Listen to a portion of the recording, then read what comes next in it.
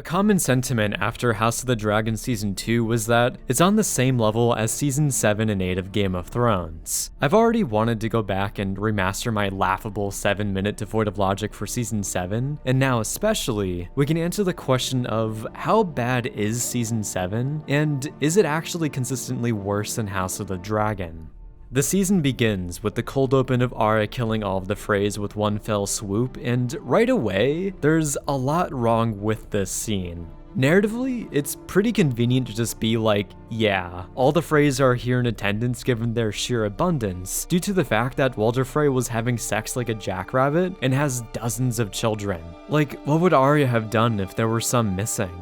Because once Arya kills everyone, any remaining Freys would go on high alert or go into hiding. It also seems that it's implied that no one here has any male kids, babies, or unborn children who have the Frey name that this castle would realistically pass to if everyone died. Theoretically, Arya would have dozens of loose ends to tie if she wanted to retire the Frey name because, realistically, there should be children around.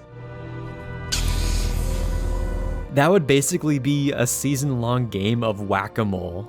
Just off of this one aspect alone, the writers immediately shrink the scale of the world and throw out all logic, and there being actual family lines that need to be properly extinguished for this plot point to make sense. You may be thinking, you're just nitpicking right now and the scene isn't that bad. But wait, there's more. What about the Frey infantry and guards in this castle? You're telling me that there's no one guarding the most valuable room at this moment in the Riverlands? And even if there aren't any, then wouldn't the servants immediately notify them? Arya should be in a position where she'd have to fight through an entire castle to get out of the situation, and David and Dan insinuate that she literally walks out the front door. Do they just not have a household guard anywhere nearby? Did she kill all of them off screen without alerting anyone in attendance? Can anyone simply assault the twins and immediately steamroll everyone here? It's a crazy plot point where someone can simply wipe out an entire house in a few minutes and with no pushback. How does this massive rippling action not breed consequences in the future? That's just basic writing. At least the Red Wedding had an entire battle go on, while here, I guess Arya teleports out of the castle or turns into Batman or something. I know she's an assassin, but not even stealth can really get you out of this situation. Keep in mind that she'll have a hard time getting past 2 guards in Winterfell in the next few episodes. So that's looking at this scene from a story perspective, and there's still the whole aspect of how Arya's faceless assassin skills actually work. So David and Dan communicate here that when you wear someone's face, you get their voice, and also height apparently. If you were to lean into the magic side of the show, I can accept this, but David and Dan are downplaying that aspect at almost every turn. So Arya gaining his voice doesn't make any sense given that the vocal cords are located in the throat. But outside of basic anatomy, from a magical perspective, there's no buildup or training that alludes to this in Season 5 and 6, and the Faceless Assassins never felt like a magically oriented organization. The only thing that comes close to that is Arya pulling off the faces of Jaqen's corpse, and she sees her own. But as I said in my Season 5 Devoid of Logic, she was probably injected with a drug to blind her, and a side effect of that was her hallucinating. So establishing a mechanic that's magical in nature without setup and training is an odd writing choice. It makes it feel like David and Dan are recklessly picking and choosing where magic is applied in the show. We're almost 3 minutes in, and I've only looked at one scene. This is gonna be a long video. I didn't think I would stop here, but taking a look at the Night King's army, he has multiple giants, and we only ever see one in the Long Night. Not sure what that is all about, but I'm pretty sure the living would have been absolutely screwed with 3 of those big boys running around the courtyard. Maybe the other 2 died off screen to Dragonfire, who knows. Bran arrives at the wall and greets Ed. Hello there. The immediate massive problem here that is kind of carried over from Season 6 is how the Night King doesn't catch up and capture Bran. It's explained in Season 8 that the Night King's mark allows him to always know where Bran is. Benjen did rescue Bran with a horse and they ran away. However, the Night King also has undead horses, and it seems like a valuable proposition to send a couple of White Walkers to hunt them down, given that Bran is by far the biggest threat to the Night King. So it's pretty puzzling that the Night King doesn't try to pursue them at all. But it's not like the fans want to see actual White Walker fights, and for Benjen to have something to do, You want us to man the castles for you? Aye, and that's where I'll go. Looks like we're the Night's Watch now. It's pretty wild that there's no conflict between any of the northern houses and the wildlings, especially since Jon is disrespecting the historic tradition of northerners defending the wall. From a political standpoint, you'd think this would be an easy way for Jon to accrue some hate, but it feels like David and Dan leave out general politics just so they can station Tormund at Eastwatch for episode 6. Or just the entire point of, you know, the Northerners being closed-minded and would probably not so easily accept the Free Folk suddenly being south of the Wall. That's a massive precedent, and it's crazy that David and Dan pushed this point for Dany coming north and not the Wildlings. It's an easy way to spread an inner source of conflict that Jon has to sort out, and David and Dan choose to completely omit this and solely focus on the Night King conflict. House Glover will not abandon its ancestral home to fight alongside wildlings. Looks like we're the Night's Watch now. Now, which one of you cowards shit in my pants?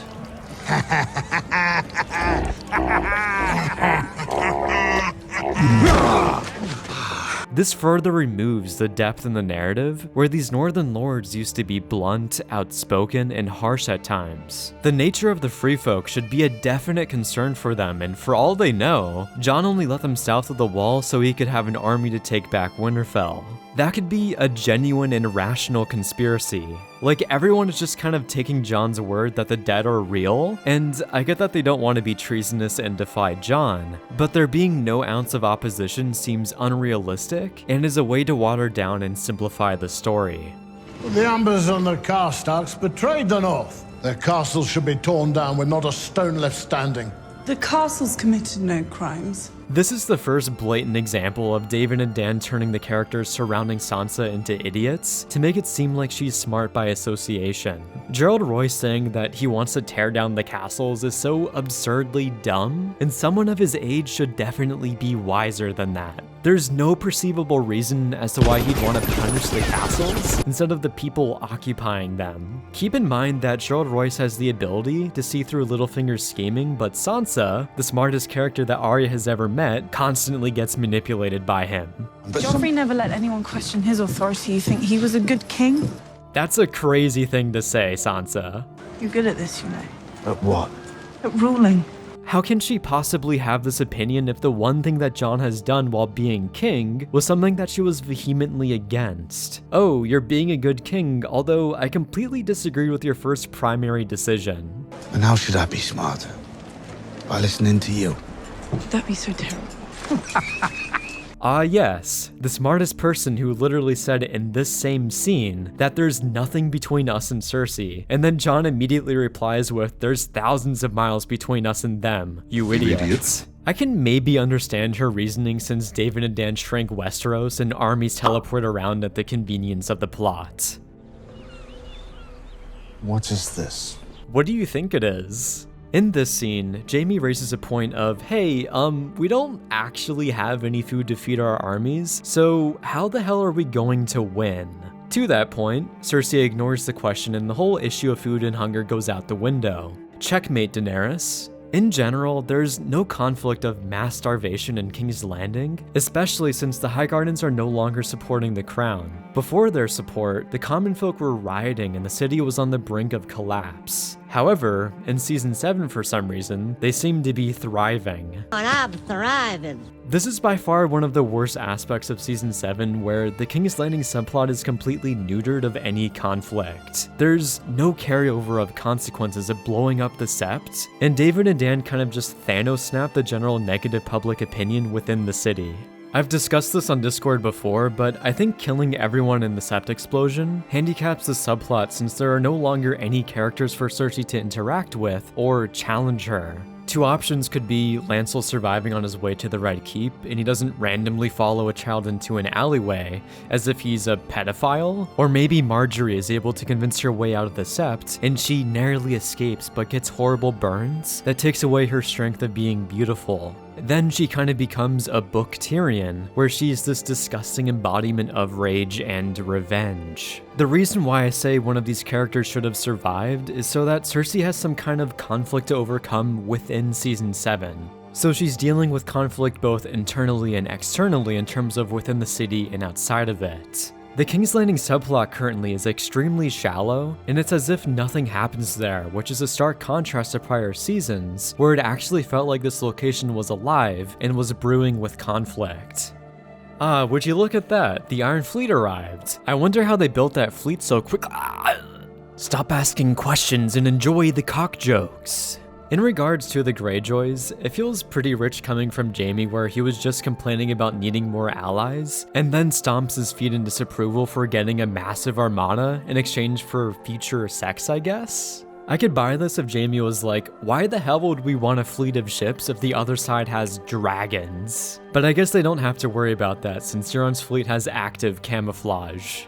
Why is Littlefinger still here, you ask, Brienne? Well, Sansa seems to be incapable of betraying him even though he did that already, and all she has to do is go to Gerald Royce with the knowledge of him killing Lysa Arryn. That would be a win-win because she'd get rid of Littlefinger, and they also wouldn't lose the Veil. No matter what you do with Littlefinger after the botchery of his character in Season 5, nothing will make sense because every logical outcome should result in Sansa betraying him. He's not to be trusted, but then does nothing but trust him. Only a fool would trust Littlefinger.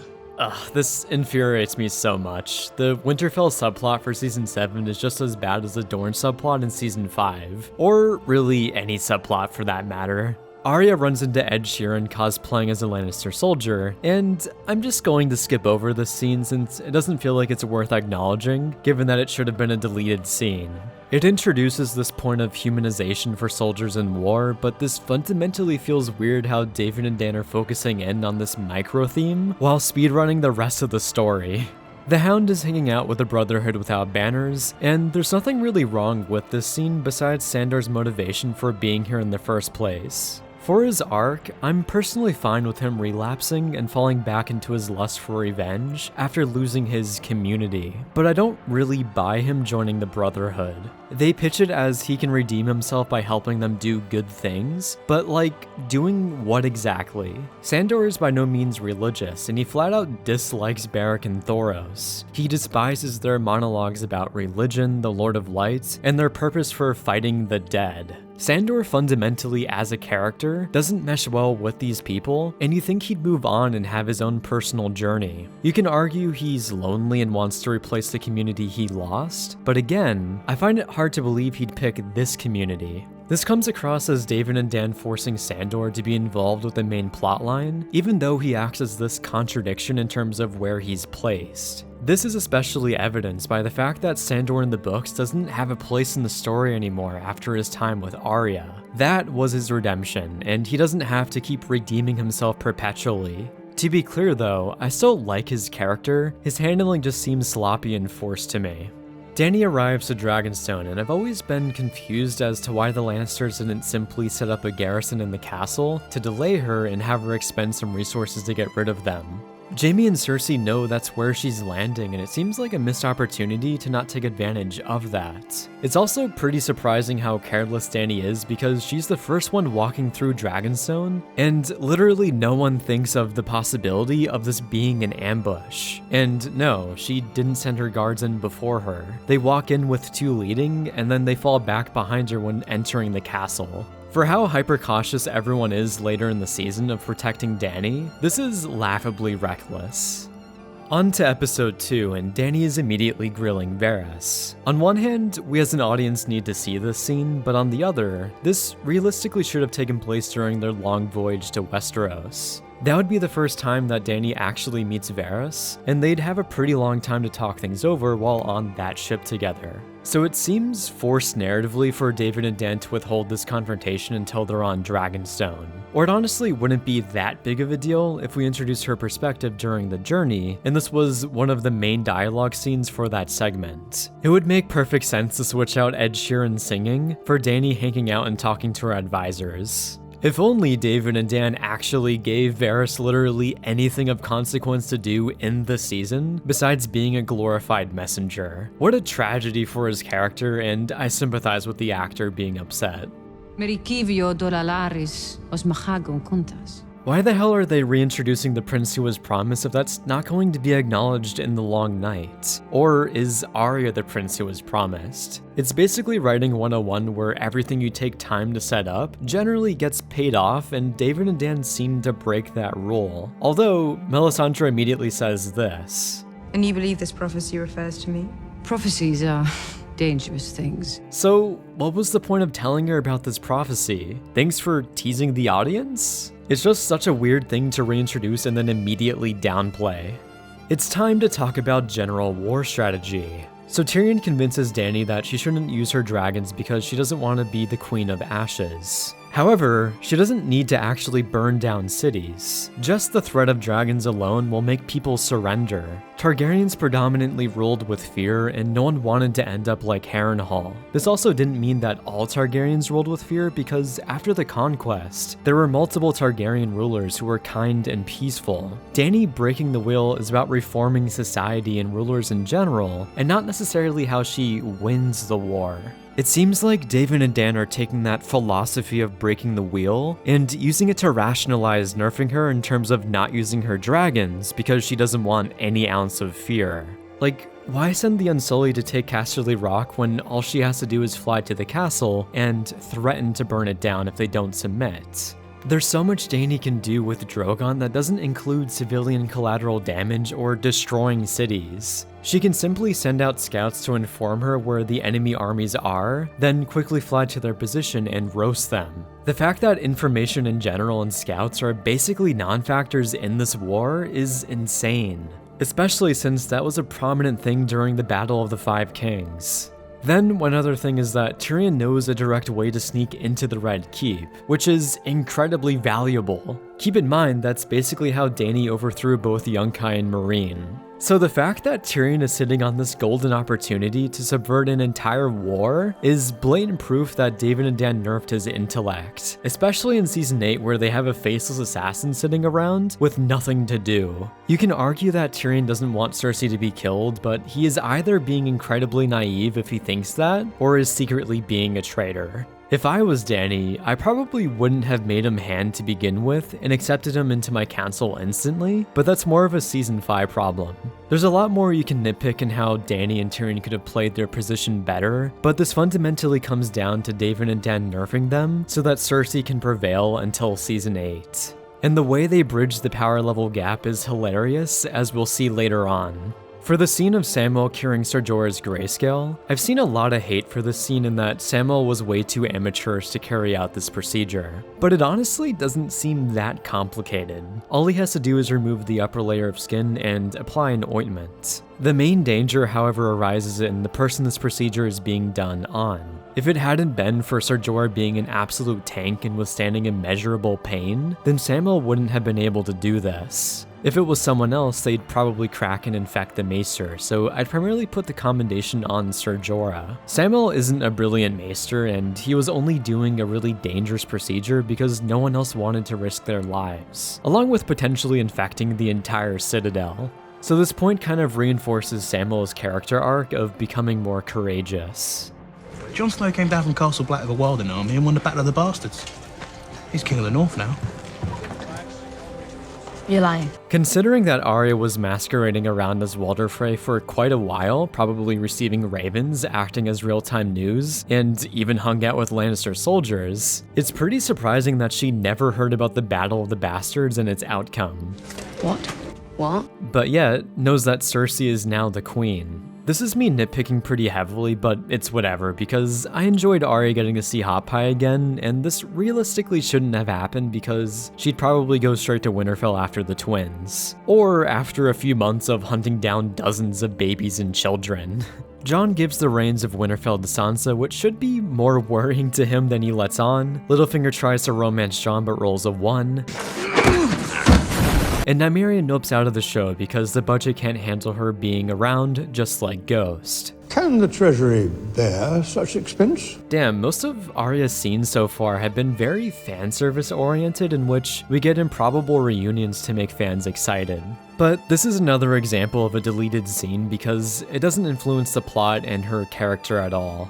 That's what Mama says. Will you shut up about Mama? Mama. The Sand Snakes are being extra irritating, and I wonder if David and Dan are leaning into this because they're about to all be killed. So, addressing the Iron Fleet ambush, once you step back and look at this from an overall perspective, it instantly collapses logically. What the fuck is this piece of shit? Let me just flurry attack you with a bunch of questions. How does Euron know this will be Dany's next move of sending her fleet to Dorne? Wouldn't the most logical play from Dany's side be to order the Dorne army to go and team up with Highgardens and mobilize troops in the south, which wouldn't require a fleet going down there? Is this just a massive gamble on Euron's part? Is he acting on scout information that doesn't seem to exist? Is his plan also contingent on it being nighttime when their fleets intersect? Also, wouldn't spotters still be able to see approaching fleets in the Crow's Nest? And even if they couldn't, then how did Euron spot them? It seems to be implied this happened out in open waters. How does Euron instantly find Yara's ship in this chaos? There's just so much about this that doesn't add up, and it's very apparent that David and Dan are trying to hand Dany a forced loss, while also having it both ways where Theon miraculously is left behind by Euron's fleet. You guys are aware that you can simply drop the anchor and deploy a dinghy to go and get him, right?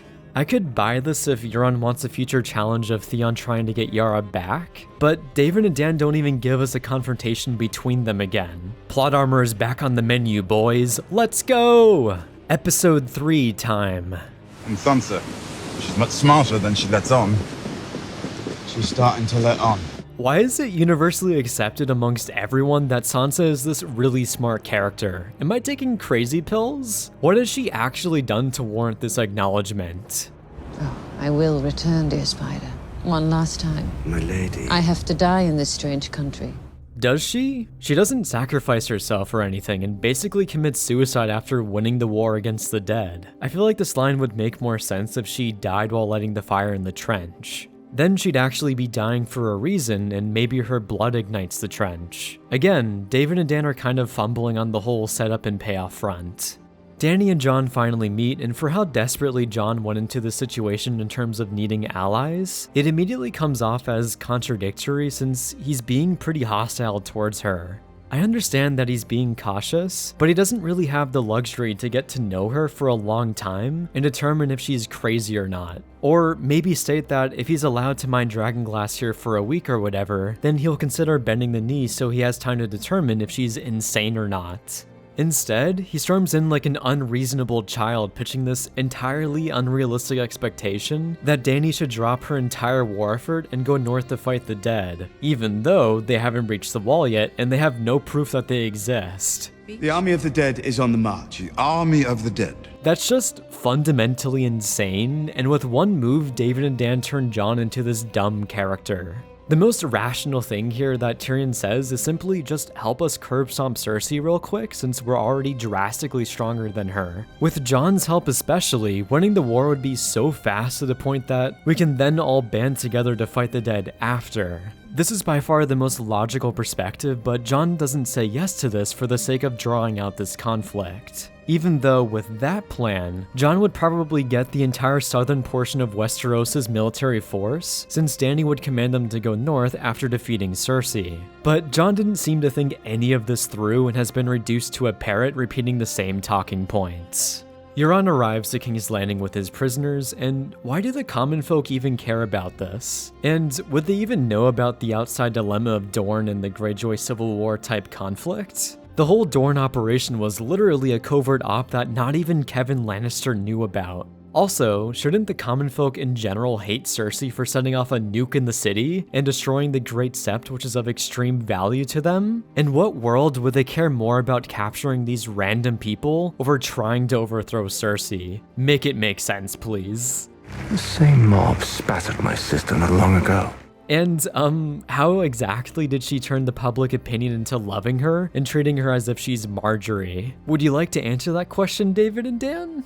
Another wholly wild thing that transpires in Season 7 is the Iron Bank continuing to support Cersei. But yet, in Season 5, they don't continue doing so for Stannis. Cersei in her current position is simply screwed, and I know they're acting all pompous and being like gold wins wars, but I guess neither of them have read the history books and that dragons kind of trump gold to a degree.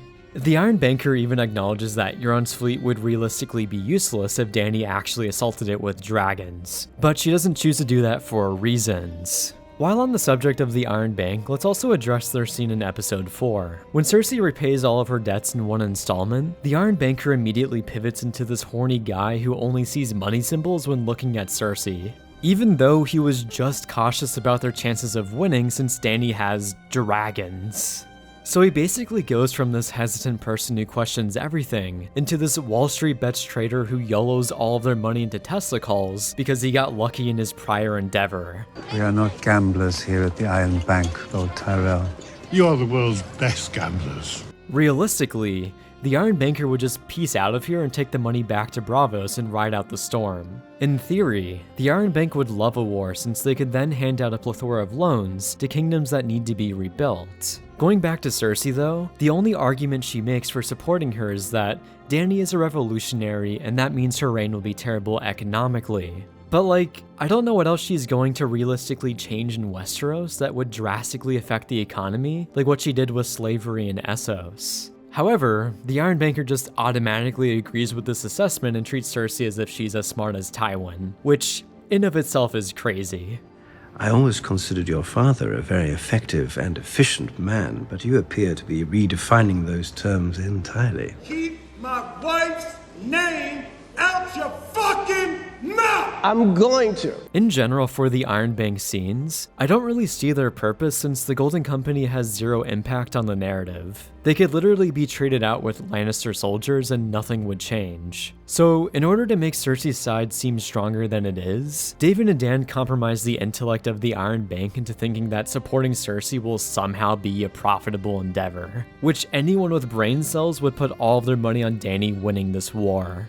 Not even the Golden Company would come close to equalizing the massive gap in troop numbers between the two sides, let alone Dany also having 3 dragons. Also, I just want to point this out to rub some more salt in your wound, but it's infuriating that the Iron Bank questioned the logistics of Stannis' side like that of food output, but when it comes to Cersei, they suddenly don't care about any of that anymore. It goes to show how blatantly the writers favor certain characters over others in terms of staying in the narrative longer and winning battles. I came down here to brood over my failure to predict the Greyjoy attack. Don't worry, Tyrion, I don't think anyone would have predicted that insane tactic actually working. It's also a hilarious notion in the scene that Jon is ready to throw in the towel already and wants to go back to Winterfell. Like, bro literally just bursted into Dany's throne room, demanded her to fight some random made-up enemy, and then left without elaborating. I don't think I can state this enough, but what do you think was going to happen? This is driving me wild. Oh. Why are David and Dan turning these characters into irrational idiots who come across as children playing at politics? The fact that Tyrion has to directly ask Jon if there's anything he can do for him, instead of Jon asking to mine Dragonglass given that that was one of his primary objectives, is crazy. He was about to leave without even asking about it. Keep in mind that Jon used to be this clever character who came up with great ideas while on the Night's Watch, like killing the mutineers so that they wouldn't give away any information about Castle Black, him wanting to seal the tunnel, and pretty much every decision he made while he was Lord Commander was great. So Jon suddenly turning into this buffoon who whines all the time is such an unfortunate character assassination that happens out of nowhere. He took my ship. I wouldn't say we took your ship. I'm not playing word games with you. Ooh, a small council scene between Dany and Tyrion. Right away in this scene, Dany says that she lost 2 of her allies, which losing Ilaria doesn't mean that Dorne stops existing. She technically didn't even have a proper claim to begin with and took the throne with a violent coup. So theoretically, the entire nation is still angry at the Lannisters and still wants to fight. Maybe Dany should reach out to Dorne, or I don't know. It's almost as if she has the means to immediately fly over there and sort things out. I wonder what she should do. But yeah, the fact that David and Dan just treat Dorn as being a non-factor from here on out is pure lunacy in terms of clearly trying to nerf Dany. It's funny because even in season 8, Dorn has to go out of their way and message Dany like, hey, we still support you guys by the way. Did you forget about us? Do you even want our army or not? To which Dany simply ghosts them and attacks King's Landing right away. Goodbye, Dorn. It was nice knowing you. You lost 2 brothers as well. Well, that's just a glaring oversight in the writing, David and Dan. I'm surprised that slipped past so many people. What's the longest winter in the past 100 years? I'm not entirely certain. I'll check Maester Lewin's records. I feel like this should be a pretty easy question for an accomplished maester to know off the top of their head. That's like asking a historian an elementary level history question and they get stumped. In this scene, Sansa also points out that these Northerners are so incompetent to the point that they aren't lining armor with leather. Which, given that the North is basically perpetually cold, you'd think that an armorer knowing this would essentially be common sense. So once again, David and Dan are making the characters surrounding Sansa idiots to make her smarter by association. Yes, Sansa, you are so wise in pointing out this very clear and obvious error that is somehow being made. This is like giving a layup for a child dunking a basketball into one of those kiddie baskets that's a foot off the ground. I'm also confused in this scene because Sansa wouldn't even entertain talking to Littlefinger like an episode ago, and now she's tolerating him again, for reasons. I guess David and Dan are trying to slowly ease these two back into friendly status so that he can manipulate her again, even though this reinforces how dumb she is. I'm sorry, but you can't have it both ways. Either make it to where she's a dumb buffoon who's easily manipulated, or someone who has adeptly learned from her past and can weed out clear manipulations and general frauds. She can't be one of the smartest characters in the show but somehow accepts Littlefinger's counsel again. It's a clear and massive contradiction to the core foundation of her character, and it's so upsetting to see her be ruined like this. I can never be lord of anything. I'm the three-eyed raven. I understand that David and Dan essentially punted Bran in a direction where he becomes an emotionless drone, but does this also mean he lost all of his social awareness? Why the hell would he bring up the night she married Ramsay? Bran in general and even his entire arc is a travesty, and I wish David and Dan actually committed to writing a more compelling arc for him in season 5. The state of his character in this season is so jarring and confusing as to the actual state of what happened to his brain. Dany's Council of Clowns decides that she shouldn't use her dragons to destroy Euron's fleet because the story fundamentally wouldn't work anymore. Even though that's the most logical and easiest thing to do, but oh wait, you might get hit by a random arrow. The chances of that happening are so extremely improbable given numerous factors like distance, her positioning on the dragon, and more, to the point that it would be more likely that Hot Pie turned out to be the prince who was promised. It's even regarded as a miracle in terms of taking down a dragon with a scorpion, let alone taking down a rider with a stray arrow. This rationalization is made even more hilarious given how fast Dany curb-stomped Euron's fleet in season 8 when they had scorpions. She may as well just not have dragons at this point. So, Tyrion takes Casterly Rock by sending a squad of Unsullied through a secret sewer tunnel. It's too bad he didn't use the same strategy for King's Landing, but I digress. After taking the castle, Euron teleports his fleet to surprise attack Dany's armada once again. This acts as the second gamble in a row where Euron somehow knows exactly what Daenerys is going to do. Besides that immense luck, let's actually analyze where these fleets have been. So, at the 20-minute mark of this episode, Euron is in King's Landing, delivering his High Valley prisoners to Cersei. Dany's fleet left to go to Casterly Rock halfway through episode 2. And I guess she had two separate groups traveling around Westeros at the same time since the ships the Unsullied were on weren't captured when Euron ambushed Yara. Not sure why they travel in two separate parties, but whatever. So it takes the Unsullied like 1.5 episodes to travel around the whole continent, while it takes Euron 20 minutes of screen time. The only way this would make sense is if this was Pirates of the Caribbean and Euron was piloting the Flying Dutchman and had fast travel. It's literally impossible to get to Casterly Rock before the Unsullied, and it seems like they also get attacked from the north, insinuating that Euron was somehow coming from the Iron Islands. I'm sorry, but Westeros doesn't have a Suez Canal, and you have to go around the whole continent to get to the other side. So, yet again, David and Dan are clearly making this narrative extremely contrived to the point that Dany receives another loss from Euron teleporting around. And the crazy thing is that this plot point is tame in comparison to what comes next. So, instead of protecting Casterly Rock, Jaime takes the Lannister army, meets up with the Tarleys, and marches to Highgarden. Keep in mind that Jaime was also at King's Landing during the halfway point this episode, and somehow had the time to mobilize an entire army and travel halfway across the continent in half an episode. If House of the Dragon had the same pace as Season 7, it would have ended in like 3 episodes. So, Jaime somehow manifests an entire army at Highgarden's doorstep in a short amount of time, and they instantaneously sack the castle, which is complete lunacy, and David and Dan are expecting the audience to not ask any questions here. In general, when assaulting a major kingdom and laying siege, it takes a very long time. You have to build your offensive equipment like catapults and trebuchets, and constantly barrage the castle in the hopes of wearing down their defenses. If you were to assault the main gate, it would be very difficult, and you burn through soldiers quickly. And through this one wide shot of Highgarden, they're in a very defensible position, so cracking the castle would be even harder. So what I'm getting at here is that David and Dan are completely ignoring this general basic tactic of taking down a castle, and it's as if Jaime just teleported inside.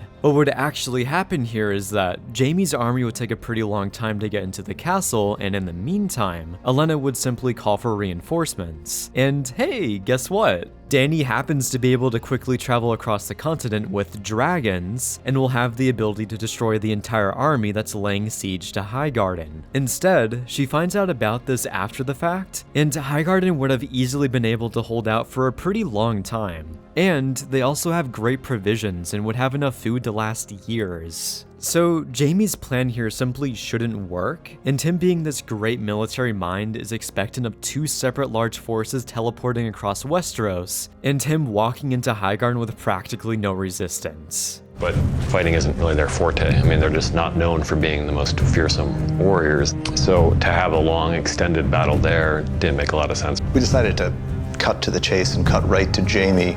I don't think David and Dan understand that the strength of the castle does most of the heavy lifting when it's being besieged. That's why the Vale is regarded as being impregnable, and with David and Dan's logic, it would instantly fall if the castle didn't have fearsome warriors. So it seems like David and Dan thought that watching an army besiege a castle would be boring, so they decided to simply delete that process from existence, along with the notion that Dany would be able to save Highgarden in this time.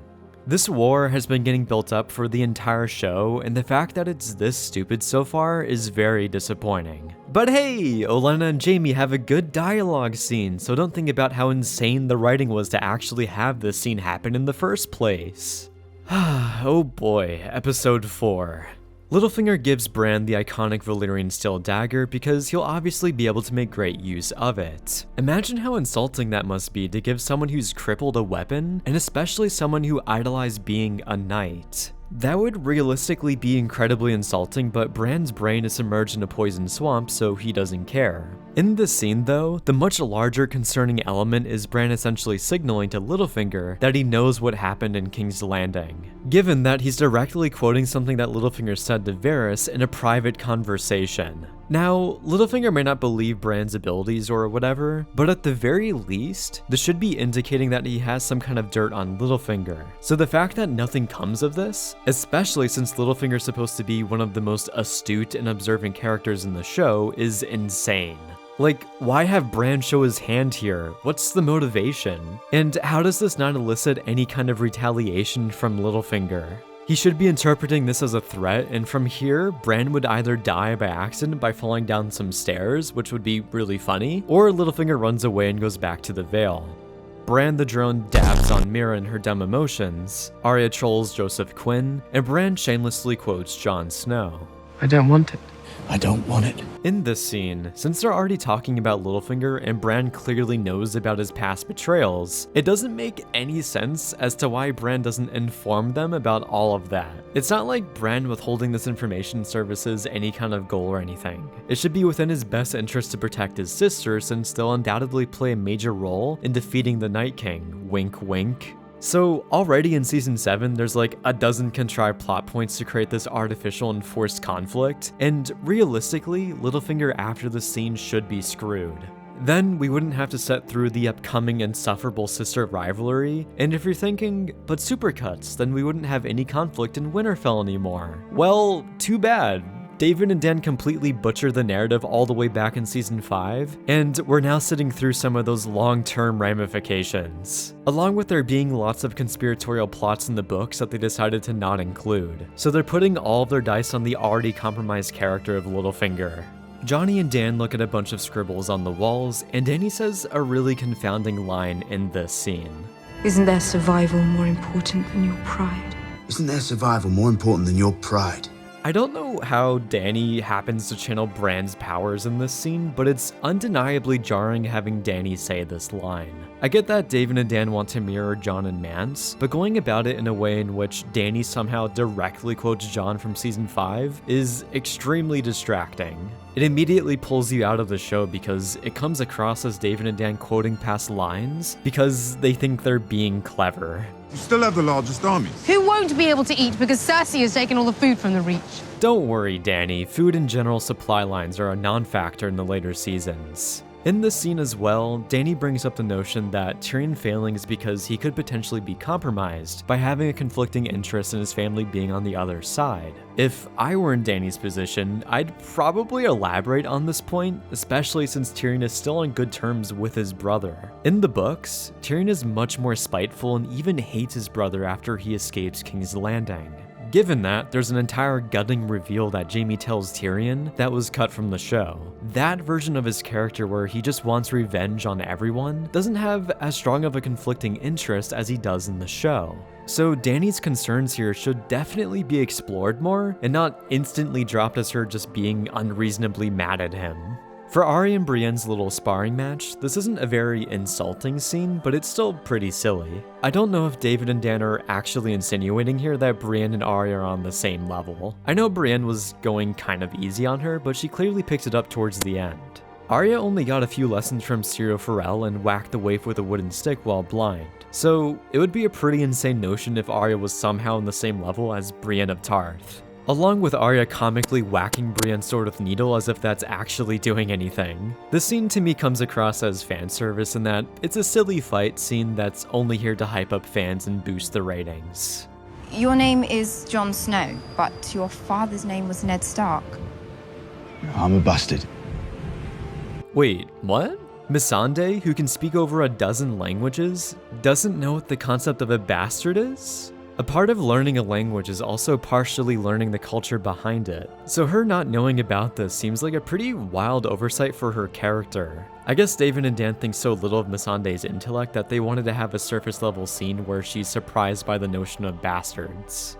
Okay, let's tackle the loot train attack. Logistically, in comparison to the other battles, this is probably the most reasonable, even though it's still definitely questionable. Some of those questions are, how does Dany have enough ships left to transport the Dothraki to the mainland after losing the vast majority of her fleet? How does she know exactly where Jaime's company is if there aren't any scouts? And it's definitely really convenient that they got all the gold to King's Landing right before Dany attacks. So on Dany's side from a strategic standpoint, I don't understand why she needs to lead with a Dothraki charge. She can easily crack and decimate the Lannisters with her dragon alone, since they're basically defenseless. And then when they're in complete tatters, the Dothraki can go in and finish them off with practically no loss of life. It seems like the only reason why it's the way it is because of spectacle. David and Dan probably didn't want Dany to be shooting fish in a barrel, and they wanted to make the battle more exciting, with the Dothraki attacking right away, which is a worse plan, but if Dany is going to commit to that, then I don't understand why she doesn't do a strafe run down the line of Lannister soldiers. Instead, she for some reason destroys most of the wagons full of food, which she should desperately need. She just lost Highgarden, and as Stannis said on Dragonstone, they don't produce any food. So Dany should theoretically need as much food as possible, given that she's feeding over like 50,000 soldiers and 3 dragons. I doubt she'd be able to sustain herself on food brought in her ships for that long, and this should be a major deal. Who won't be able to eat because Cersei has taken all the food? But David and Dan, as I said earlier, treat food as an afterthought, and they gave everyone the buff of having infinite resources. So the Lannisters obviously get rocked, and everything is mostly fine up until the ending faceplants into concrete. I said this before in one of my past videos, but I wish the writers committed to Jaime running away from this fight out of fear and kind of gets PTSD. That would naturally synergize the most with his upcoming redemption arc, and you can add in an additional dynamic of him feeling guilty and wanting to redeem himself by fighting for the living in Season 8. So he doesn't just leave Cersei because he technically made a promise, but also for a deeper character-motivated reason. By not doing this and throwing Jaime at Dany in this last-ditch effort to kill her, that in turn should breed consequences. Either have Bronn knock Jaime out of the way and he dies in his place, or this is the death of Jaime, which would be a terrible death scene. And even then, Jaime still getting out of the scenario is absolutely bananas. Brother is wearing full armor and Bronn somehow swims him all the way down the river as if they grew fish gills like in the Goblet of Fire. The writing here is so unabashedly insulting that anyone can see how dumb the ending is. And it's even more annoying given that there was a much better ending left on the table. Also, going back to Bronn, I personally feel like this is where he should have died. I get that people love him, but he doesn't surface the story at all after this point, and he leaves in Season 8 to go on vacation. So instead of ending his character as being Master of Coin and receiving Highgarden, which is just so baffling, he should have died on that scorpion or saving Jaime. Then, Tyrion would actually feel immense guilt in this battle since he lost one of his best friends, further pushing his character to a state of defecting and defying Daenerys. But nope, there are no consequences, and the fan-favorite duo of Jaime and Bronn live happily ever after. Episode 5, Time to Assemble the Avengers. Dickon decides to kill himself because it's trendy, and I guess doesn't realize that this basically extinguishes his entire house. Which is surprising to say the least, and there's not much to really debate since we don't know much about Dickon as a character. But from the perspective of what this does for the story, this feels like a forced way to create more conflict between Tyrion and Dany. Jaime and Cersei have an argument about their obvious losing position, Jon pets a lizard, and the Archmaester decides to not tell Samwell about his father and brother getting dusted, so that we can have that reveal in Season 8. I haven't had the heart to tell him yet. So the major scene of note is obviously Tyrion's mentally insane plan of capturing a white and presenting it to Cersei.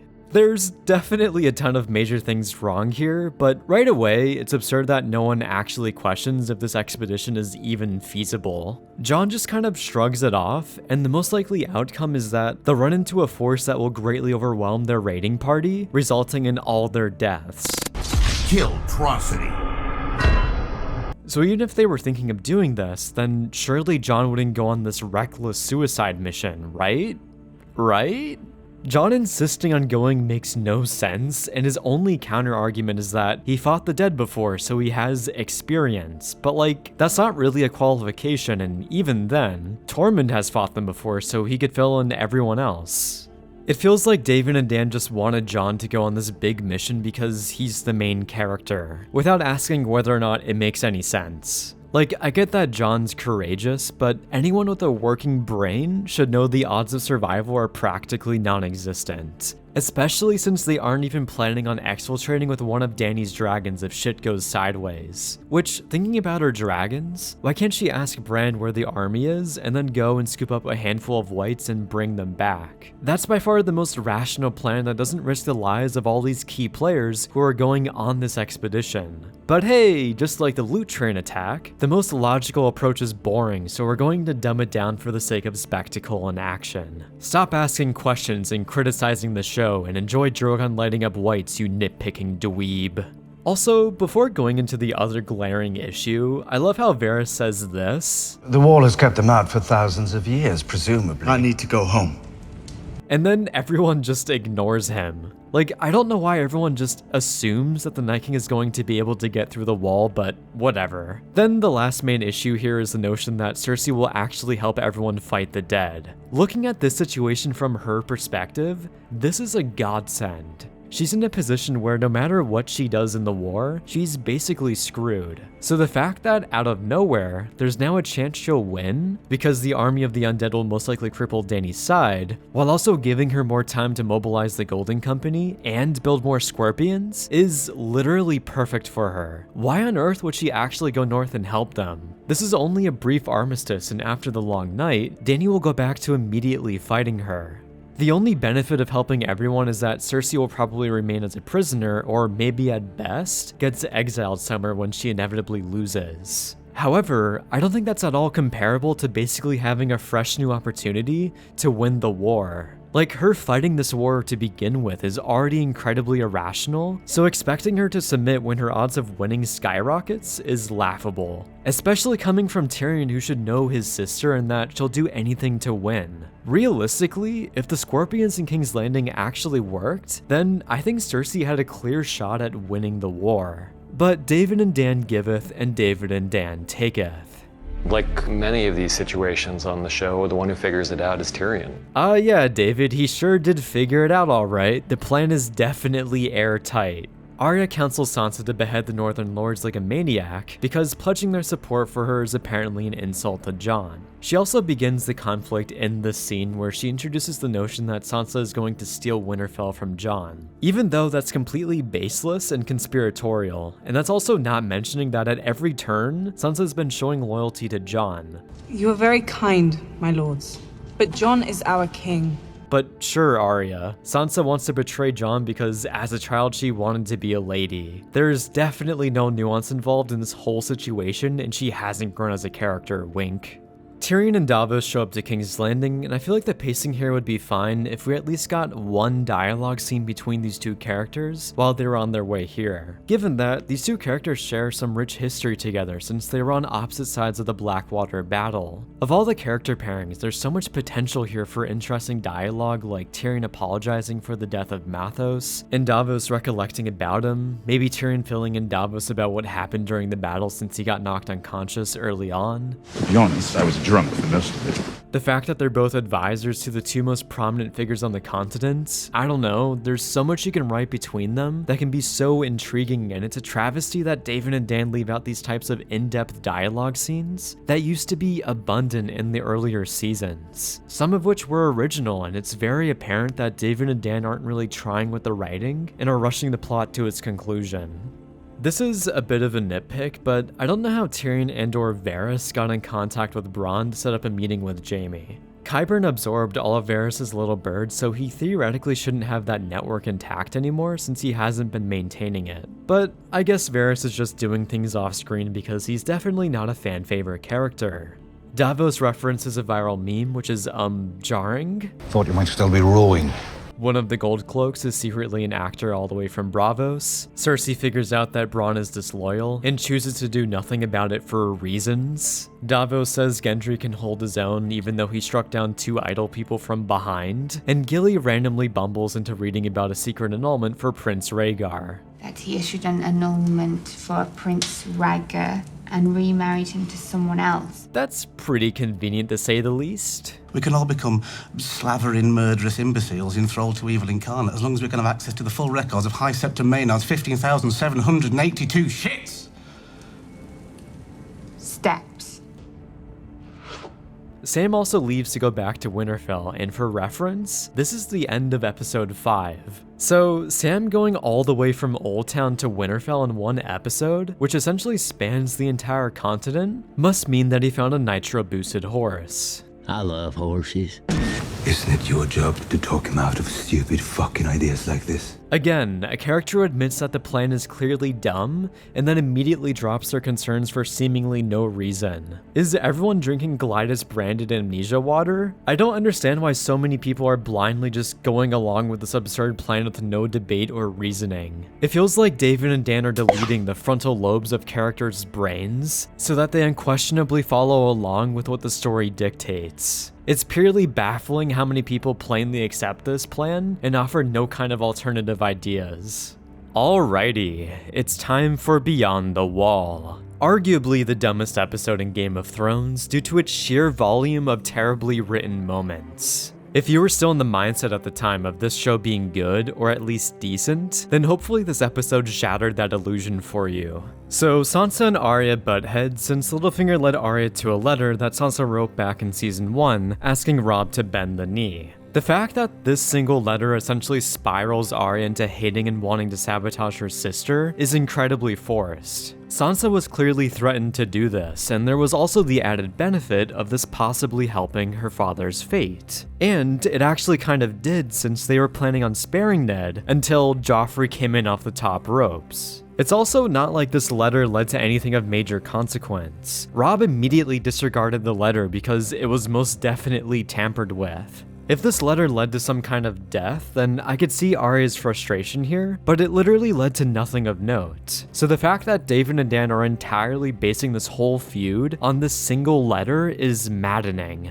I feel like even the Northern Lords would understand and sympathize with Sansa's side because, like, who cares? Also, for Arya's character in general, I get that she had some friction with Sansa when they were younger, but carrying this over to such a huge degree in this Winterfell plot is extremely contrived. I just don't understand where all this hate is stemming from so suddenly, and it feels like David and Dan are writing for a different character. Another thing is that, if Sansa was using any form of critical thinking, then she'd probably realize there would be no way that Arya would randomly find this letter in the archives. She's already suspicious of Littlefinger in general, and he's the only one who knows of this letter's existence. What's even more absurd is that Sansa doesn't even question how or where she got this letter, or at least she briefly brings it up later when talking to Littlefinger, but immediately drops the thought.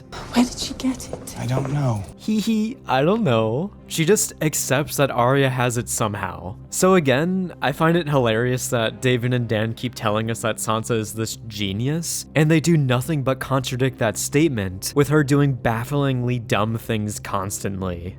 We're also treated to the luxury of having some Tyrion and Dany council scenes. Surely these aren't overflowing with problems. Nobody trusts my sister less than I do, believe me.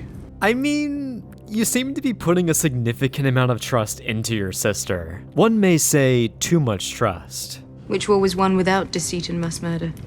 Yes, you'll need to be ruthless if you're going to win the throne. You need to inspire a degree of fear. Dany's counselors are even contradicting themselves at this point. How can she be ruthless and inspire a degree of fear while also not using her dragons and doing practically nothing that endangers the lives of her enemies? Like, this is in reference to setting a trap for Cersei, and I honestly wouldn't think it'd be out of the question to just roast Cersei alive for free in the dragon pit. She should theoretically be this ruler that everyone hates in King's Landing, so I'd assume no one would really care about how Dany actually kills her. If the common folk don't care about Cersei nuking the Sept and killing the High Sparrow, then I highly doubt anyone would care about Dany breaking an armistice and killing everyone at the Dragon Pit. One could be forgiven for thinking you're taking your family's side in this debate. I am taking their side. Just kill him and get it over with, Dany, please. Going back over to Jon's entourage, there's one minor thing that puzzles me a bit in that, how do they know where to go? They seemingly pick a random direction until stumbling upon the mountain that the Hound saw in a vision, and then just continue walking. They don't even confide with Bran about where to go specifically, and they seem to be winging it, but sure, they know where to go. Some time passes and a blizzard hits them, to which they run into an undead bear. I don't really understand why this bear would be randomly roaming around if whites in general are controlled by the White Walkers. Like, if one of them turned the bear, then wouldn't the bear just become a part of the Night King's army? Why is he just moseying around with no objective? This just comes across as a forced way to have this encounter happen since David and Dan are for some reason really obsessed with having an action scene with an undead bear. And it's kind of like, oh my god, they're serious about doing this fucking zombie bear. Oh, and also, the bear can fucking teleport since it's clearly behind this guy, and then somehow comes at him from the side like 3 seconds later. So yeah, the scene just doesn't make any sense, and David and Dan don't care about logic for the sake of fulfilling some random dream they had. Don't know her anymore. Perhaps Lady Brienne could help. Yes, just casually dropping the idea of kinslaying, nothing to see here. Also, there would be no way Brienne would do that without very good reason to do so, and the second she has any whiff of the notion that Littlefinger is involved, she'd probably just kill him on the spot. But the obvious much bigger deal here is the fact that Sansa is actually contemplating the idea of killing her sister after just reuniting with her. It's literally been 2 episodes and she's already thinking about it. That's just mind-boggling from a writing standpoint. These characters are jumping to massive and devastating conclusions in such a short time frame, and so not only is the subplot contrived, but it's also insanely rushed. Oh no, my sister found a letter that's not even that big of a deal. The only natural course is killing her, I guess. Good idea, Littlefinger. That's definitely not sus at all. Also, from Littlefinger's perspective, what is he going to do when Jon comes back to Winterfell and this plot of getting Sansa to kill Arya succeeds? Oh hey Jon, welcome back. Me and Littlefinger just killed our beloved sister, and don't worry, you totally understand our reasoning for doing that. To which, Jon would immediately execute Littlefinger, and he'd probably lock Sansa in the crypt. The gang luckily finds a patrol of undead, which is very convenient and is the only way this plot point can actually work. But the even more convenient aspect here is that when Jon kills the White Walker, it doesn't eradicate all of the whites here. It so luckily leaves one for them to easily capture, even though it should be presumed that all of these whites should be tied to this White Walker. So David and Dan are clearly doing this because they want to set up this mechanic of killing the White Walkers, erasing all of the whites they personally raised. However, David and Dan want to have it both ways where they establish that, but also still somehow get a white. So this white screams and alerts the nearby army of the dead, to which Jon tells Gendry to run back to Eastwatch because he's the fastest. Mach 9. He's the fastest man alive.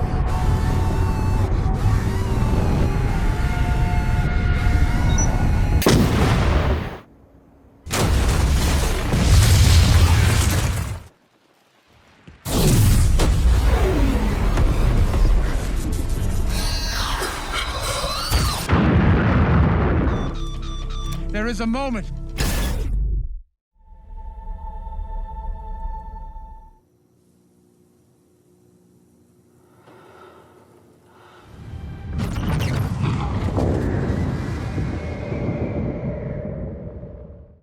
But like, he literally just met him yesterday, so why is he suddenly stating that Gendry is the fastest? You don't know this kid. Keep in mind that Gendry has never been in a cold climate before. He's basically been in King's Landing for the vast majority of his life, so his personal endurance for tolerating cold climates should be terrible. Arguably, picking Gendry would be the worst person for this assignment, and they should realistically be sending Tormund or one of his men, because they've grown up here and are probably much more resistant to running in Arctic temperatures. I can breathe again. If they weren't far away from the wall, then I could buy this, but they've spent the entire day trekking through blizzards and snow. These characters should be exhausted, and it should simply be impossible for Gendry to do this. It's purely insane that there was no backup plan for if shit went sideways, and I don't know why they didn't bring a Raven with them to send for exfiltration. It's also pretty silly that Gendry is able to run back to Eastwatch, send a Raven to Dragonstone, and then for Dany to fly all the way to where they are in the span of like a day. But considering that other characters have literally been teleporting across the continent, this is funnily tame by comparison. Wow, would you look at that? There's a frozen lake with a random rock island in the center of it, right next to our characters when they start getting pursued. How convenient. We were thinking, how can you possibly survive that situation? That was the thing that was the hardest for us. So they basically just admitted that this is all completely contrived and shouldn't work at all. The episode has barely started and we're already at like 5 major conveniences for this plot point to even function. So our characters get surrounded and the whites break the ice. It's too bad that they can't swim because that would mean all of our heroes would immediately die. Also, the whole ice breaking point is so inconsistently enforced because right now it breaks, but later on when they get swarmed, it doesn't break. Like, let me just pause on this wide shot from later in the episode, and we can clearly see that there are dozens of locations where there are multiple whites standing in one location. But yet, the ice somehow doesn't break when it did before. So now David and Dan are even manipulating how basic solids work. Tyrion advises Dany to let everyone die on this expedition, which is pretty baffling. Primarily because the undead should theoretically have no means to take down Dany while she's on her dragon. The risk assessment for Dany going into this mission should be extremely low, and Tyrion acting like she's going to die is so hyperbolic. Yeah, just let all of your most important allies die after I spent the whole season urging you to make these allies. Like, what? Which, to be fair, it's crazy that they went on the suicide mission to begin with also no backup plan. This is oddly reminding me of Jaime's infiltration mission in Dorne where he was just improvising. It seems like David and Dan don't even bother with characters coming up with rational plans that are based in intelligence and logic, so that things can go wrong and for there to be more conflict. However, when you do this, you compromise all the characters.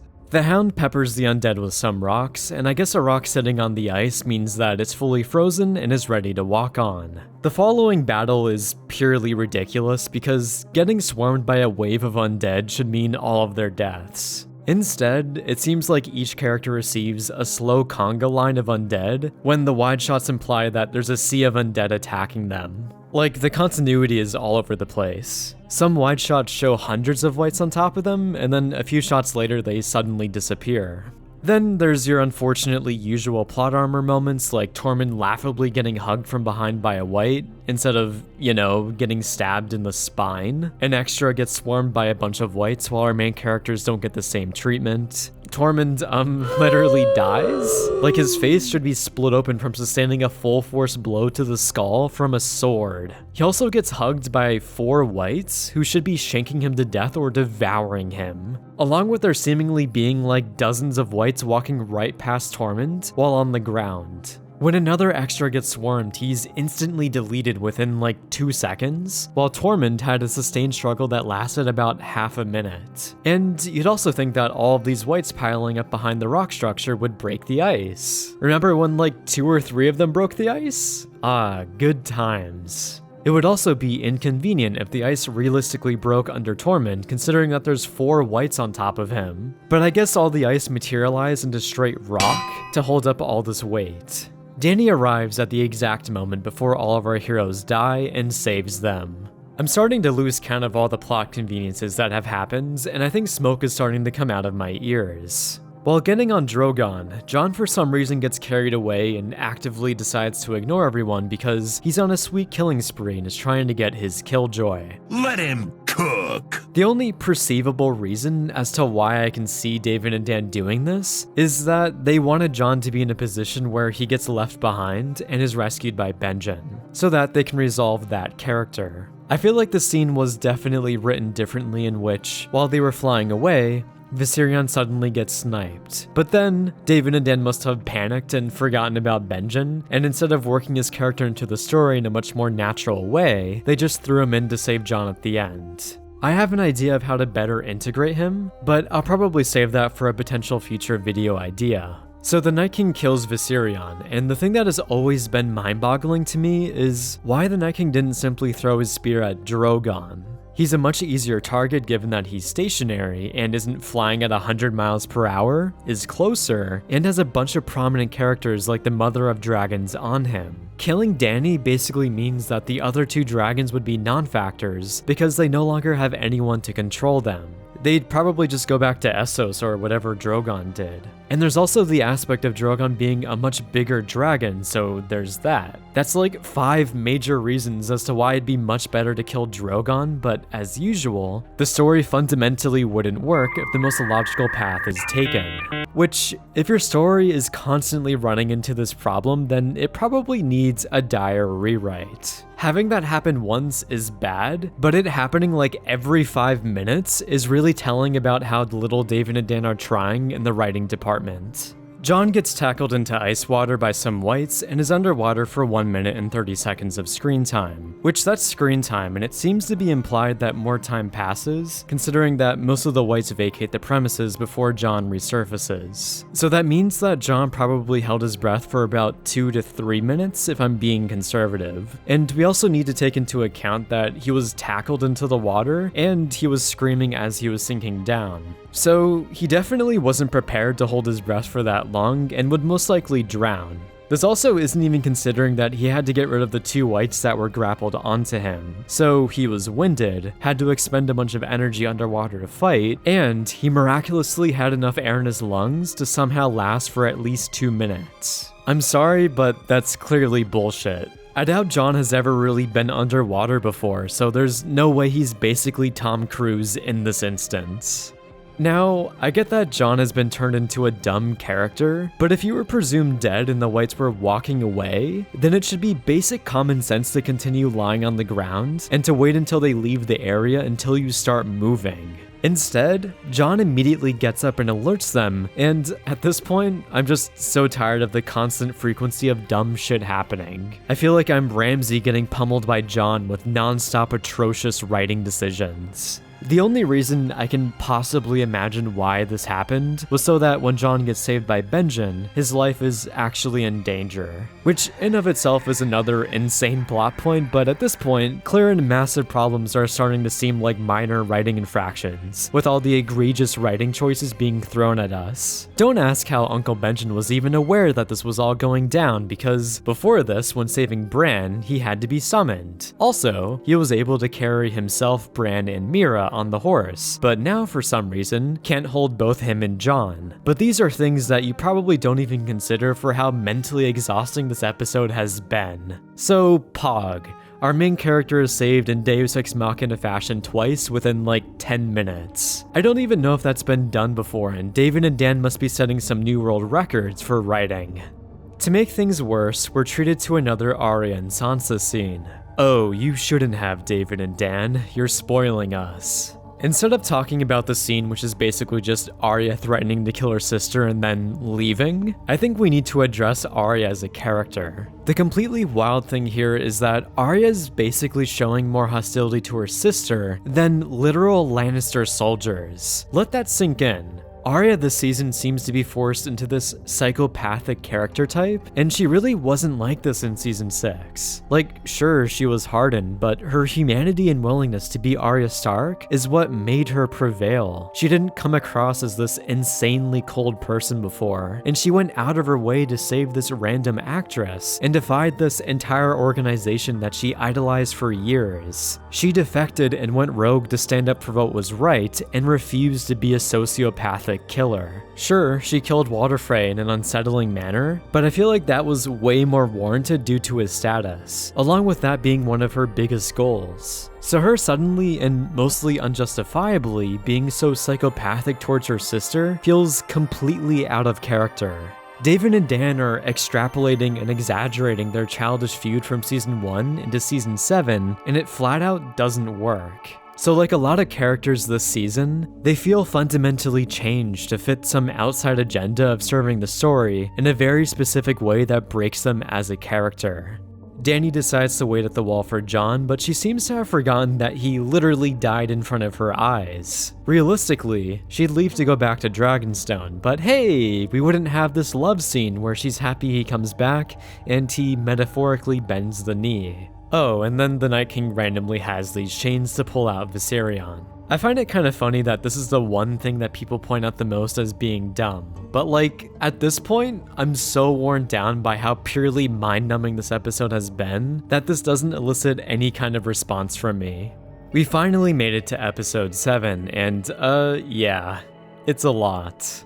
The episode opens immediately with the Unsullied at King's Landing. It seems like David and Dan kind of skipped over the whole notion that the Unsullied were completely cut off and were stuck at Casterly Rock. This is resolvable, but it feels kind of weird to not even touch on this or even acknowledge it in the narrative, and instead, they just show up at King's Landing. Also, they don't even really need to be here, so David and Dan are teleporting this army and breaking realism for seemingly no reason. Definitely the signs of a healthy and consistent story. Bronn and Jaime talk about cocks. Cocks. Cock you don't. Maybe it really is all cocks in the end. This reaction from Jaime is hilarious, which is just in response to Cersei reasonably telling the Mountain to kill everyone if violence breaks out. And Missandei asks yet another dumb question. Why did they build it? Dragons don't understand the difference between what is theirs and what isn't. This may be nitpicky, but I'm sorry. Missandei literally was there with Daenerys when a farmer dumped the bones of his dead child on the floor and should be aware of the dangers of freely roaming dragons. Of anyone here, she should know exactly why a dragon pit is necessary in a large city. So it's kind of concerning that a pattern is forming in which David and Dan are turning Missandei into this dumb background character whose primary function is starting conversations. Even though you can start it in a more natural way by just talking about it in a general sense and voicing your opinion about it. Everyone arrives to the Dragon Pit, and one of the first interactions is Euron telling Theon that if he doesn't submit, he'll kill Yara. At this point in the story, you'd assume this would be setting up some kind of big conflict in Season 8 between these two characters, and there's also the whole extended scene of Theon winning back the respect of the Iron Islanders. So the fact that we actively spend quite a bit of time on this, and for it to have practically no payoff, is fundamentally bad writing. The only thing behind the scenes that would make sense is David and Dan having a bigger plot point that happens between these two characters in Season 8 that they ended up scrapping. Most likely because they wanted to pivot the story into Euron's big fight being between him and Jaime.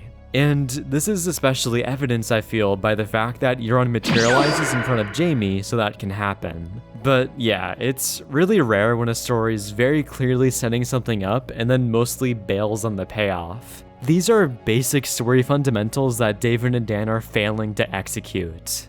Sandor brings out the white and plops it down on the ground. For some reason, the white chooses to not immediately explode out, and I guess he's taking a nap or something. This seems like a pretty clear manipulation of logic to create a forced sense of cheap suspense, given that just from a small knock earlier, the white instantly retaliated. All the characters are obviously surprised by this encounter, and Qyburn especially takes a liking to the severed hand. Too bad that this doesn't result in anything, and Qyburn goes back to being this background character who apparently is only making scorpions. It seems like a natural direction to take his character is him cooking up some new experiments with these new scientific revelations in mind. But we don't have time for that. The big point of note in this scene is Cersei asking Jon to not choose sides, and if he does, then she'll help. Now, already, Dany greatly outnumbers Cersei's army, and from their perspective, Euron Greyjoy just bailed on Cersei and ran back to the Iron Islands. Clearly, the best option is to agree to this because, to put simply, Dany doesn't need the North to win the war. The Tarleys are already decimated, and she already destroyed a decent portion of the Lannister army. If she really needs more troops, then all she has to do is fly down to Sunspear and mobilize the Dornish army. And with how fast infantry moves across the continent, that army will probably show up to King's Landing within an episode. So, I get that Jon is trying to be honorable and to not back down from supporting Dany, but with simple reasoning, Jon should be able to determine that Dany needs his army way less than they need Cersei's army against the dead. Like, the North was greatly redundant in sacking King's Landing anyways. Even if Cersei doesn't show up to help, then Jon will just default to going back to supporting Dany. It's basically a win-win, and Jon somehow, due to his intellectual brilliance, picks a path with a loss.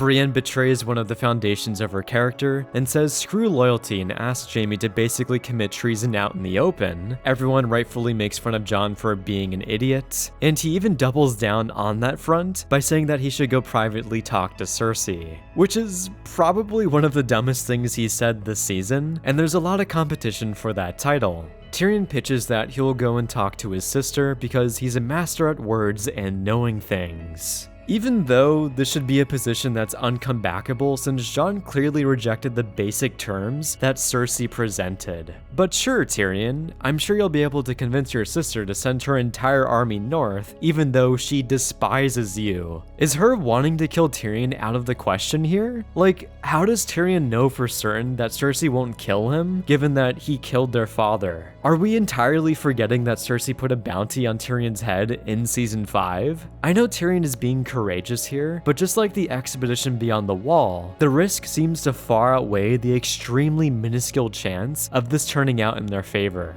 But who cares about logic when we can instead get a confrontation between Tyrion and Cersei that definitely isn't here to boost the ratings? I'm about to step into a room with the most murderous woman in the world who's already tried to kill me twice. That I know of. Who's an idiot? You can say that again. You laid us bare for the vultures, and the vultures came and tore us apart. Well, to be fair, you did weaponize and gave the vultures immunity to do whatever they wanted, and then that blew up in your face. But I guess she's manipulating the truth to get at Tyrion, so that's fine. Overall for this scene, I don't really know what Tyrion's strategy was, because they instantly start arguing, Tyrion goads her into killing him, like deadass he tried to commit suicide by mountain, he drank all of her wine, and then he moans and cries until he figures out that she's pregnant, to which the scene immediately ends. Wow, what a great discussion between two of the most interesting characters in the show. This was definitely on the same par as their outstanding and in-depth dialogue scenes in the earlier seasons. And I can't pretend that Cersei won't take back half the country the moment I march north.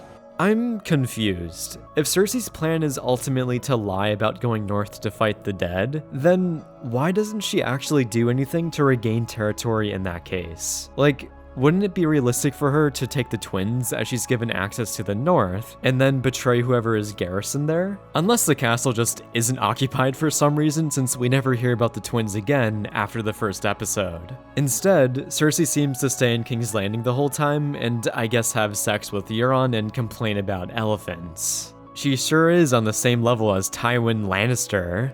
In general, it's pretty head-scratching from a writing standpoint, basing an entire finale and half a season on a plot point that's entirely inconsequential. This is also made worse from the fact that the last 2 seasons are shortened. You can basically remove this entire finale within King's Landing and nothing changes in the story. That's terrible. The only reason David and Dan force the narrative in this direction is to give the Night King a dragon. And as we saw earlier, they had a really hard time coming up with a rational reason for that to realistically happen. And what they came up with was obviously dog shit. He pledged to fight for Daenerys Targaryen. Yes, Sansa, that's called making allies. That's literally what he said he was going to do before leaving, and I don't know why getting Dany's help from here on out is such a massive problem for her. She for some reason is way more hesitant towards Dany, even though she's done nothing but great things for them, but when it comes to Littlefinger, she trusts him unconditionally. He was named King in the North. He can be unnamed.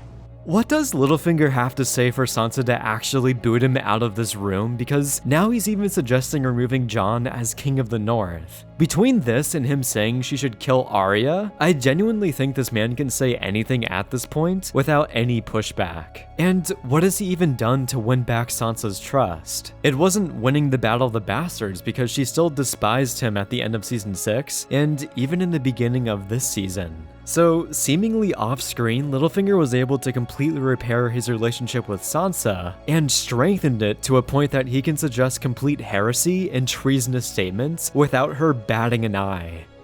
Sometimes, when I try to understand a person's motives, I play a little game. Shut up. Does this man have a mute button? Littlefinger implants the idea that Arya wants to be Lady of Winterfell Inception style.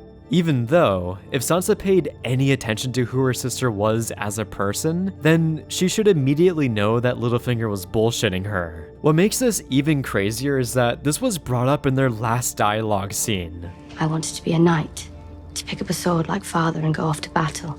So unless Sansa was zoned out thinking about Cocomelon during this conversation, or in general knowing her aspirations growing up, then she shouldn't be led astray by Littlefinger's manipulation. Not to mention that Arya's been constantly supporting Jon being the king. This should be the exact moment where Sansa finally cracks Littlefinger's mind game because she knows her sister more than he does. However, David and Dan write this conflict resolution to where Bran bails them out and clearly spells out to them that Littlefinger is a bad guy.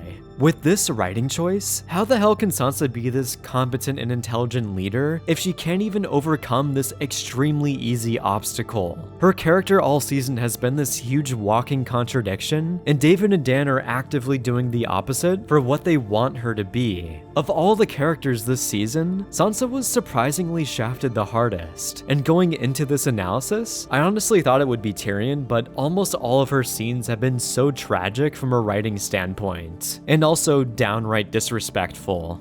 Theon and Jon surprisingly have a solid dialogue scene, the Iron Islanders kind of forgot that Theon doesn't have balls, and the trial for Arya, commences. A perfect analogy for this scene is a train derailing and rolling down a mountain for multiple seasons until finally exploding in this scene. Like, there's not much to critique here, as these are the consequences for the batshit insane direction David and Dan have taken Littlefinger's character. Really, the only annoying aspect is how cheap the scene is written, in which David and Dan withhold showing us Bran telling Sansa and Arya about Littlefinger. Other than that, this plays out as expected, and the only questionable thing is whether or not Gerald Royce would be mad at Sansa for lying about Lysa Arryn's death for so long. I know she was coerced by Littlefinger initially, but she had a lot of opportunities to come clean and out him. If I were in his position, I'd find this as a betrayal in that he trusted her and she held on to this grievous lie for so long. So there being zero blame or any consequences for that matter being suggested towards Sansa is overly convenient and goes back to the point of there being no realistic inner points of conflict within the North. I'm a slow learner. It's true. I don't think it's learning when you've been duped by the man all season until Bran comes in at the last second to save you. That's like watching a toddler fail at a basic assignment for hours until the adult comes in and does it for them. Then the toddler gets happy because they think they achieved their task. But rip Littlefinger. I feel like this scene is supposed to be a victory for our protagonists, but all I feel is immense sympathy for Littlefinger's character getting absolutely raw-dogged for 3 seasons straight. Cersei reveals her master plan to Jaime, and as I said before, this is definitely her best shot at winning the war. However, Jaime thinks she's delusional and doesn't realize that there's even a semblance of a chance that they could win on this path. Also, Jaime says that he promised to fight for the living in this scene, but that never actually happens. Unless if that happened off screen, Jaime never made this vow personally and Cersei did. And I don't feel like it's really that bad to lie to the enemy for a strategic advantage. Jaime feels as though he's more in the right to carry out a vow made by his queen when she was lying, rather than fulfilling her personal goal. So in other words, he wants to commit treason and he thinks he's in the right. I think writing this scene and framing it to where Jaime himself wants to go, because that's the right thing to do, instead of lying about this vow he made up, would be much better. Some of that is in play here character-wise, but David and Dan primarily put the emphasis on Jaime being locked in by this made-up oath, rather than it predominantly being character-motivated. Another puzzling thing in this scene is Cersei's general motivation that comes across as being contradictory. If she wanted Jaime to stay, then why would she plot behind his back? That's an easy way to further alienate him due to it being humiliating, and that basically declaring that there's no longer any trust in their relationship. Her reasoning for doing this is that he conspired behind her back, but right after Tyrion's meeting, Jaime immediately told Cersei about it, and he wasn't even the one who planned it, and it happened without his approval. So it was nothing malicious by any means, and it was just setting up an armistice. She's acting like he already committed treason. Her now being in a state of not trusting him at all is surprising and feels forced to push these characters apart. Like, Cersei doesn't even try to argue with Jaime that her plan is the winning path. It's definitely a gamble, but it's the only future in which they can live a happy life and have a family together. However, she chooses to not do that, and I guess Cersei's hoping that her bluff of having the mountain threaten to kill him will scare him into staying loyal to her. But Jaime obviously sees right through that. If she refuses to kill Tyrion, then I feel like Jaime's life is not on the line at all. For this overall scene though, it's not a bad direction for these characters, it was just sloppily executed. Let's finally address the love relationship of Daenerys and Jon because, like most things in this season, it comes across as being rushed. It never really feels like these characters properly bonded together in more intimate dialogue scenes. After the abysmal introduction where both of these characters disliked each other, Jon has a brief dialogue with Dany that is kind of laced with tension, and then right after this in the cave, their interactions are suddenly very much charged with lust and romance. So that feels like a pretty major jump, and for how much time Jon spends on this island, you'd think that David and Dan could have given us more scenes between them to bridge this gap and to make their relationship more natural and developed. Like, you could easily write a more personal scene where they all have dinner together, and in this more friendly and inviting environment, they discover aspects about each other that they like. But of course, there's no time for that, and this deep relationship is mostly brewed quickly and off-screen. Like, by episode 5, it's apparent that they're in love given that Dany is worried about Jon's well-being, but prior to this, they've only had a few brief scenes together. So yeah, it definitely comes across as being rushed, and Emilia Clarke and Kit Harington are doing some major heavy lifting to sell this expedited romance. Arya and Sansa have one last dialogue scene, and everything between them is now fine. This seems extremely convenient because Arya throughout the whole season hated the idea of Sansa being Lady of Winterfell and was actively floating this notion of her trying to replace Jon. But now, after the Littlefinger debacle, she completely drops this and is now fine with her being in control. But it wasn't like Littlefinger was manipulating Arya into having that opinion. That was her mindset from the beginning, and just because they overcame a toxic leech doesn't mean that everything else should be instantly forgotten about. In winter, we must protect ourselves, look after one another. That's a pretty funny line to quote considering that she spent most of her time threatening to kill her sister, but okay, sure. Then the last scene is the Night King destroying the wall, and this is mostly fine. The only minor issue here is the timing of this event, in which this should have happened much sooner. Considering that, all of our heroes traveled from the Wall to King's Landing, then from King's Landing to Dragonstone, they spent some time planning on what to do next there, and then they went their merrily way to White Harbor. So all of this time passes, and it takes the Night King, in that same amount of time, to travel the distance of 1 day's hike to the Wall. This basically implies that the Night King has been sitting around doing nothing for weeks, while everyone has been jetting around Westeros. But from a story perspective, it makes absolute sense to end on this plot point, so that's more forgivable at least. And we're finally done. This was basically a feature-length movie. Overall, it definitely feels like Season 7 of Game of Thrones is far worse than House of the Dragon Season 2. I don't think the plot has gone off the rails as insanely as it has, as like the Beyond the Wall arc as an example. There are issues in Hot D Season 2, and I've already voiced all of my grievances in my season review. Thank you so much for watching till the end, and I also have my Patreon, Discord, and Letterboxd links in the description. As always, thank you so much to my top patron, Logan Farmer.